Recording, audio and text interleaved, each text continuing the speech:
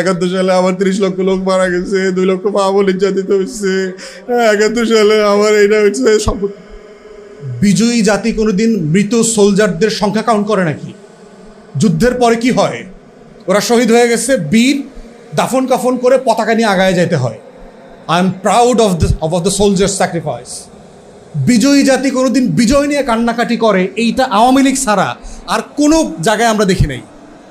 এবং দেখবেন যে 71 নিয়ে খালি আওয়ামী লীগ কান্নাকাটি করে, ভাই ভাই, কারণ ও তো যুদ্ধ করে নাই, ও তো চোর। ও তো ওর মধ্যে হীনমন্যতা কাজ করে। ও কলকাতায় গিয়া সোনাগাছি আর ধর্মচালায় তো খাট কাঁপায়া যুদ্ধ করছে। আওয়ামী লীগ তো অস্ত্র ধরে যুদ্ধ করে নাই। আপনারা মোহাইমেন আওয়ামী লীগের MLA ছিল 70-এর নির্বাচনে, তার লেখা বই পড়বেন, ঢাকা, আগরতলা, মুজিবনগর। ক্যাটাগরিকলি বলছে জহির রায়হানের মারল কেন? বেচারা সাংবাদিক ছিল, যুদ্ধটাকে সারা দুনিয়াতে পরিচিত করাইছে। কারণ হলো এই আওয়ামী যে সোনাগাছির মুক্তিযোদ্ধাদের জীবন তিনি তুলে ধরছেন তার ডকুমেন্টারিতে।